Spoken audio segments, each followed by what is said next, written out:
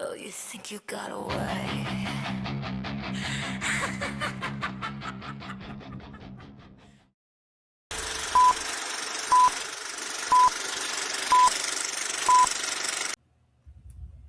Parental advisory. This episode contains strong language, adult themes, and discussion of real life violence that may be disturbing to some listeners.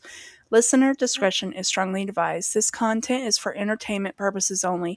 Any true crime information discussed is publicly available online. There is something far more terrifying than what we see on a movie screen because tonight, what we're talking about didn't come from Hollywood. It came from reality. The mask, the voice, the obsession, it bled out like fiction and into the real world. Welcome back, my darlings, to Harlots of Spooktalk, where the line between entertainment and nightmares disappear. Tonight, we're diving into the Scream murders. And trust me, this isn't just a story, this is something that actually happened. That's right. We all love a good scary movie. But what happens when someone takes it too far? When the thrill of fear becomes an obsession, and that obsession turns deadly. Tonight's episode is going to take you deep into one of the most chilling cases tied to horror culture. And it's not just about what happened, it's about why. What drives someone to recreate something so violent? Was it influence, fascination, or something darker lurking underneath? We're going to break it all down for you tonight. I just want to give a quick thank you to our listeners before we get deeper into tonight's nightmare. We just want to say thank you. We see those numbers rising. We see you showing up, listening, supporting, and we truly appreciate every single one of you. You're the reason we keep telling these stories. And if you have something strange, chilling, or downright terrifying happen to you, send your ghost stories to harlotsofspooktalk@gmail.com. We want to hear them and maybe feature them on our show. Feeling a little unsettled? Maybe not from ghosts, but from your stomach. That's where Professor B's digestive aid comes in. Made with a unique blend of natural ingredients, Professor B's is designed to support your healthy digestion, reduce bloating, and keep your gut feeling balanced. Even as after your most indulgent meals, it's gentle, effective, and perfect for everyday use. And here's a fun fact: digestive health plays a huge role in your overall well being. When your gut is happy, your energy, mood, and even sleep can improve. So why not give your body a little extra support? Use code HOST for 10% off your order and start feeling better from the inside out.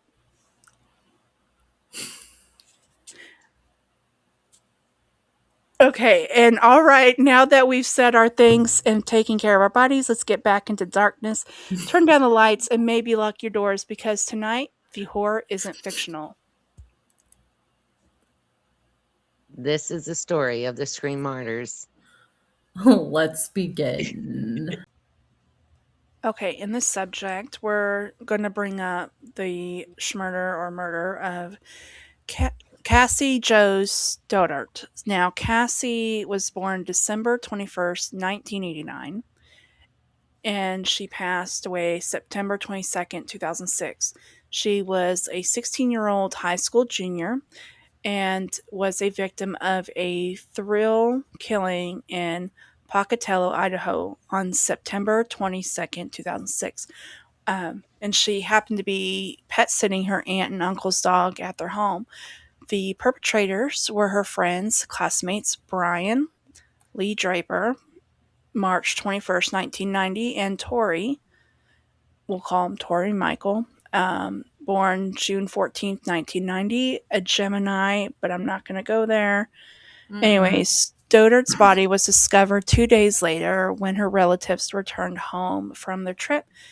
Perpetrators claim that they were inspired to murder her by the slasher film called Scream, which led them being nicknamed the Scream Killers. So, um, the two boys recorded documentary style videos about how they were horror movie fans, especially Scream, and wanted to reenact a similar Schmurder in real life. So they started what they called a death list of other potential victims on the day of Stutter's murder following their initial plan. So both dudes received the sentences of life imprisonment without parole on August 24th, 2007.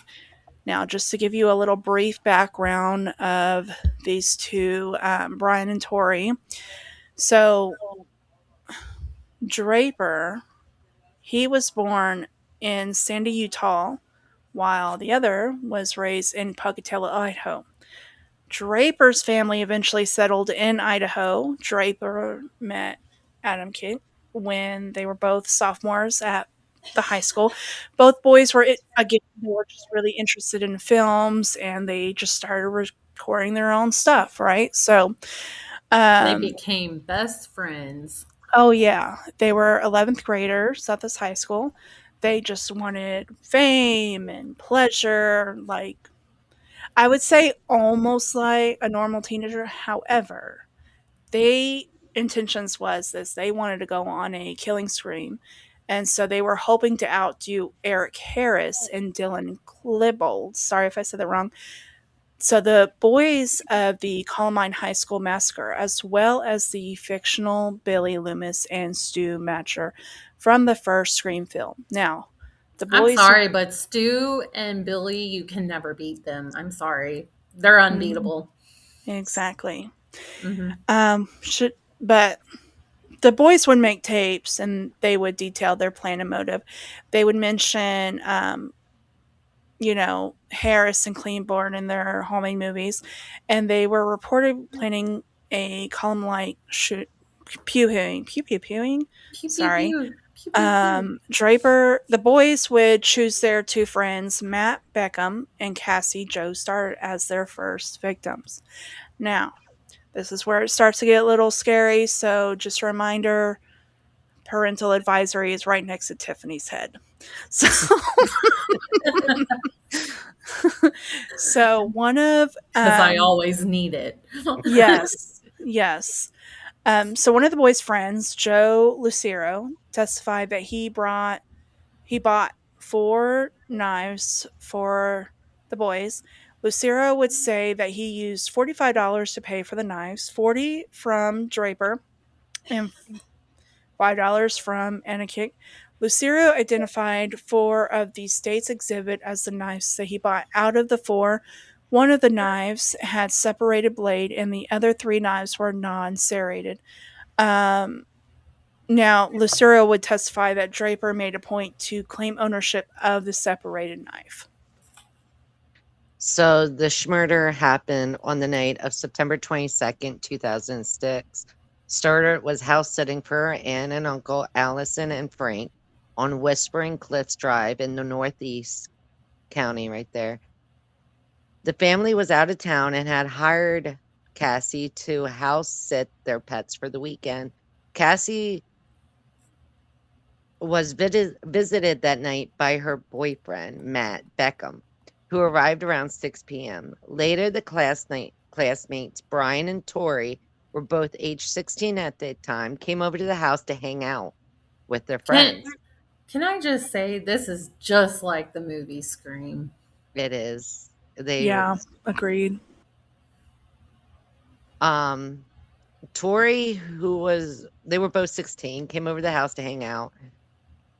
The other boys gave their friends a tour of the house, including the basement boyfriend. The 4 teens went into the living room to watch Kill Bill Volume 2. But the boys ended up leaving before the film ended, saying they wanted to watch another movie at a movie theater instead, hence their alibi. Stewart was unaware that before the boys left, Draper had unlocked the basement door so the other boy could re-enter the house undetected. Sometime after leaving the house on Whispering Cliffs, the boys returned to the neighborhood, parked down the street, got out of the car, and put on costumes consisting of dark clothes, gloves, and white painted masks.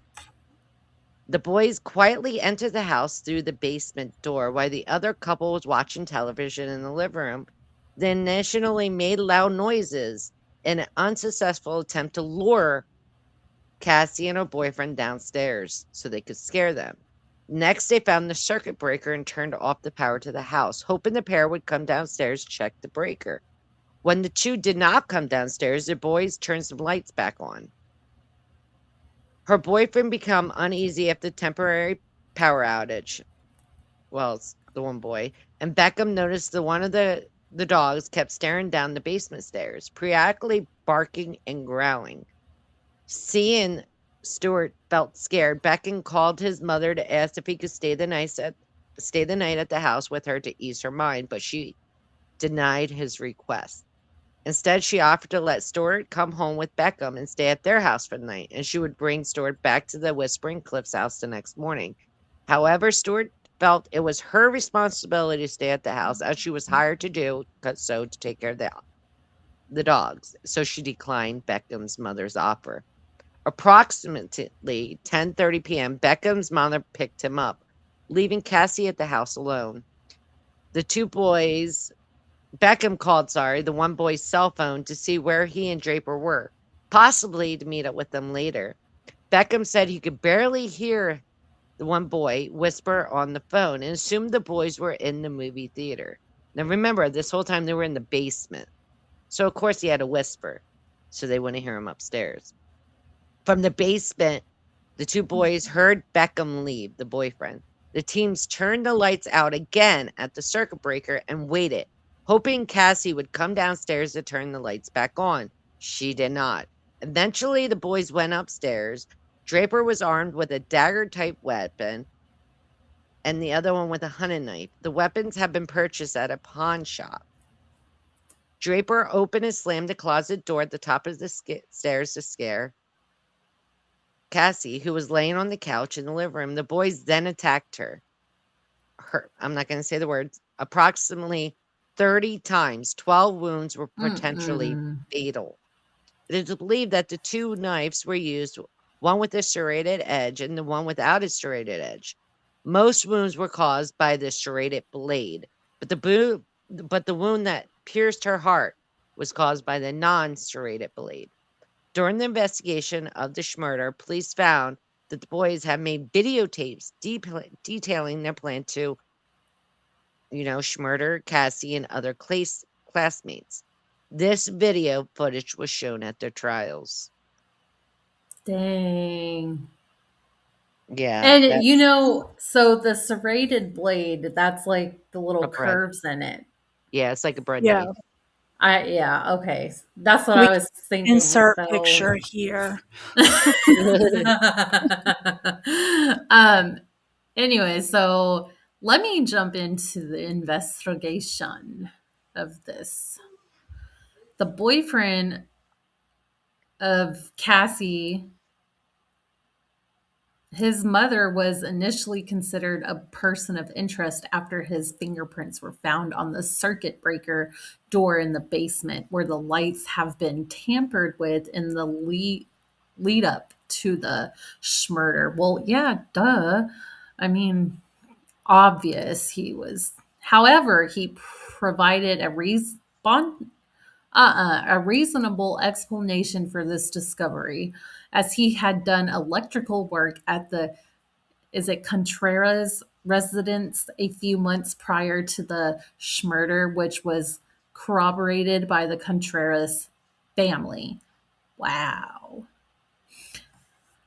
The attention turned to Cassie's boyfriend, Matt Beckham, who had been the last known person to see Cassie alive. Beckham confirmed to the police that the lights have been flickering on and off while he was present at the home.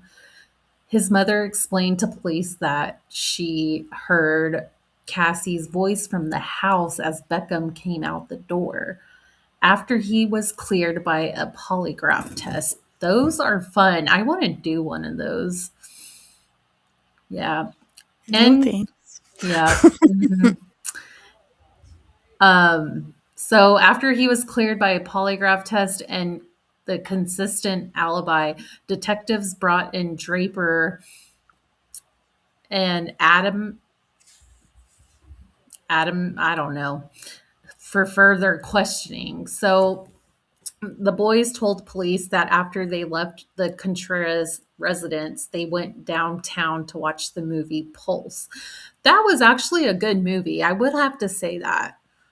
Yeah, the teens couldn't recount any details from the movie, leading detectives to pressure harder to determine their whereabouts. Yeah, because you would want to talk about Pulse after you watch it. I'm just saying. It was one of them movies where I questioned it, but that's just me. I question everything. So Draper eventually confessed to the police, but downplayed his role in the crime. So he was like pinning it. I guess they're pinning it on each other. You know, they don't want to be the ones getting in trouble. Yeah, that's what it sounds like. So for the boys, they were arrested on September 27th of 2006 and charged with first-degree murder and conspiracy to commit first-degree murder. Across multiple interrogations, each team blamed each other. Oh yeah, I just said that.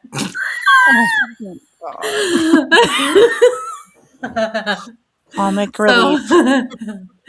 Draper claimed he was in the same room with the other boy when Cassie was, but denied her. In later interrogation, he admitted to, oh my gosh. So he admitted to doing it at the, what is that? Behest. Behest. What is that? Meaning at the say-so of the accomplice. Like, at the behest of them. We got to use big words. Okay. Thanks, Carly. Yeah, you asked. I know. You. Oh, no, I was really saying thanks. Oh, okay, thank you. You're welcome.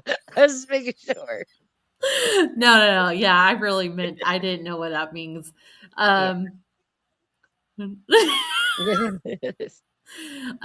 So yeah, he I guess the boys, they were just they're just going, they're pinning it on each other pretty much. But what is his name? Adam Kick? Tori. Sure. Tori. Thank you. He led investigators to Black Rock Canyon, where the teens had partially burned and then buried the clothing, masks, and weapons they used for the murder. Police recovered a partially burned VHS tape from the location, which after restoration showed video footage of their plans to kill Cassie. Wow.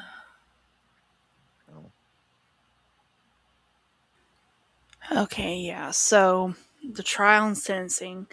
So at trial, the prosecution revealed that the two teens were, again, like I said before, inspired by the film.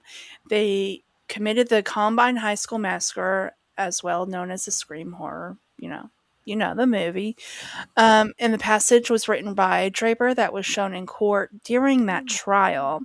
And this said, quote, I am becoming more and more obsessed with Columbine.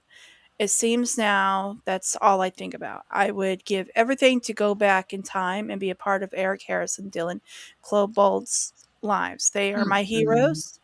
I will follow in their footsteps and maybe I'll even meet them. So both teens were obviously committed a first-degree murder, with Draper being convicted on April 17th, 2007. And McKee was on June 8, 2007. And on August 31st, 2007, each received a mandatory sentence of life imprisonment without the possibility of parole. plus 30 years to life for being convicted of conspiracy to commit this murder.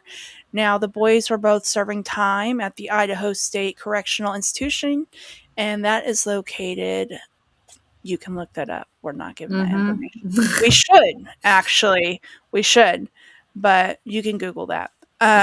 So they were called to testify again in the 2024 trial for the murders of Nori Jones on September 2004. The defense argued that there were other suspects who were not investigated by authorities. Neither of them testified, and the defendant was later found guilty. So, Hold up. So they were found guilty? yeah. But yeah, I mean, they freaking confessed. He was like, "I will do it." Well, no, but to this other one that happened in Oh, 2004. That's all it. I mean, that's all the information it tells us. yeah, It's, that's a different trial. They were just brought yeah. in to testify. They didn't do that part. Mhm. Oh, I Exactly. was like, dang, how messed up are these boys? Right. Now, the funeral for Cassie was held on October 1st, 2006, and 500 people attended. So afterwards, Cassie's family started a Pumpkins for Cassie to honor her memory. The pumpkins were made by Stoddard, well, Cassie's grandmother and a friend who also provided a chance for community members to help the animal shelter of their town or the Idaho Food Bank. Anyone who made a donation was handed a pumpkin. That's really Oh, sweet. I love pumpkins. Yeah. But, Yeah. Oh, go ahead. oh, what do you- I wasn't gonna go over the appeals. I was actually gonna just go over the silver suit because I don't care about okay, go their for it. appeals. Yeah, go for Yeah, it. Their that's appeals fine. are.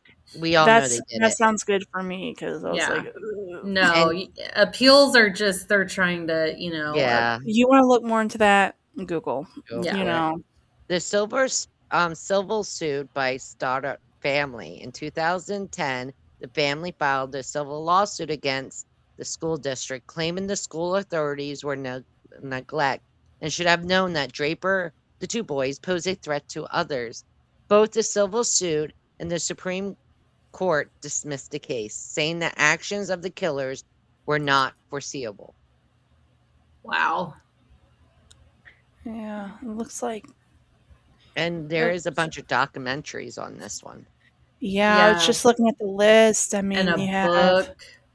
there's a And book and Dateline. Hulu is coming out with a new documentary on this. Oh, yeah. I Is remember. that Okay. the, Yeah. that's the Scream Murder, a true teen horror story. That just came out in February Mm-hmm. this year, 2026. That one. Yeah. I didn't like this one, but it was very interesting It from, you is know what I mean? Like, I don't know. from a movie to real life. Like, Yeah. And they were like point on point with that. Like I'm not trying to say that they did it. It was yeah, wow. It was just like they did their studies on it. They really did. Yeah. they really put some emphasis and thought into this. Like I don't get it. I really don't. And man, You know that what's crazy is that was probably was that was the year I graduated. you graduated in 2007? Yeah, it was like a year. It was actually my junior year going into senior year. Yeah, because it So happened. because she was born the same year that I was, but she's more closer to Tiffany's birthday, which is even crazier, Mm-hmm. So that's really sad, but She didn't even make it out of high school. That's just yeah. because that's sad. Yeah. two of her friends, her own friends. Can't trust nobody. No. Yeah. I'm going to keep my thoughts to myself. Idiots. They're imbeciles. Anyways, so thank you for watching. I hope y'all really enjoyed the Scream Murders series from us, the Harlots of Spooktalk. If you want to share your story for a ghost story, harlotsofspooktalk@gmail.com. Go ahead. Blessed be. Stay spooky, bitches. Bye. Bye. Oh, 7? I don't know.